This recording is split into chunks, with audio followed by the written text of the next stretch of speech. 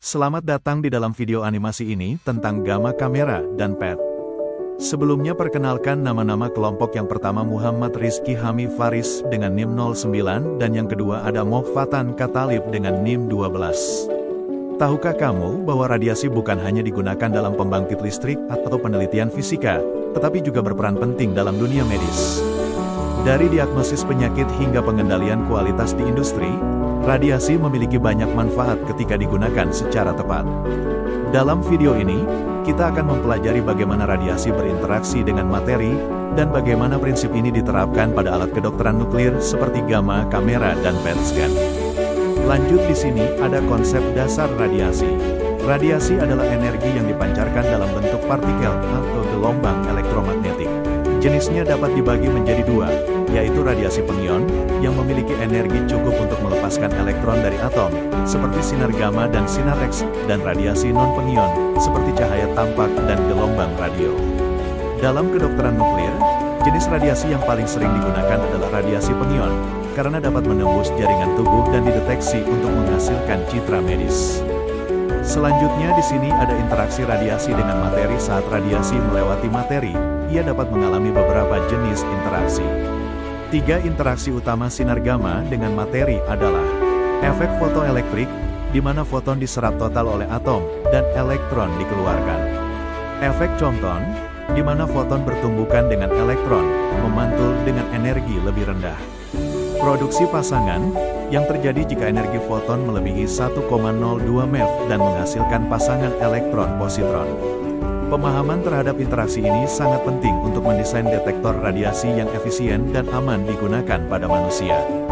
Dan di sini ada penerapan dalam dunia medis, gamma kamera dan PET dalam kedokteran nuklir.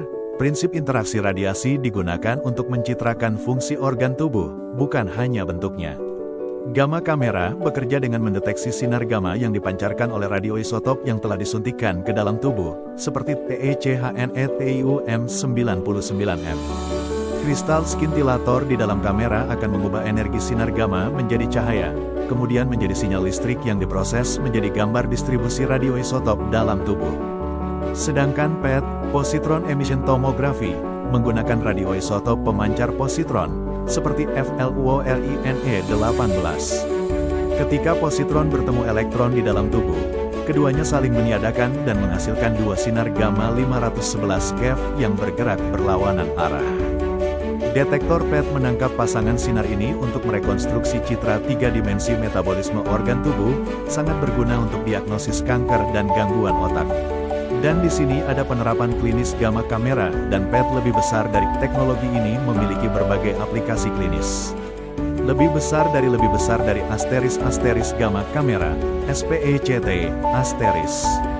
Digunakan untuk menilai fungsi jantung, ginjal, dan tiroid. Lebih besar dari Asteris PET scan, digunakan untuk mendeteksi kanker, menilai respons terhadap terapi, dan mempelajari fungsi otak. Lebih besar dari karena mampu menampilkan aktivitas metabolik, PET lebih sensitif dalam mendeteksi perubahan fungsi sel dibanding pencitraan anatomi seperti CT atau MRI.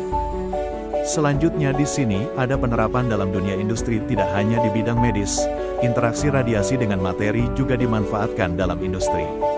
Contohnya, radiografi industri menggunakan sumber gamma seperti COBALT60 untuk mendeteksi cacat pada sambungan logam tanpa merusaknya. Selain itu, pengukur ketebalan pada industri kertas atau baja memanfaatkan atenuasi sinar gamma untuk mengontrol kualitas produk secara otomatis.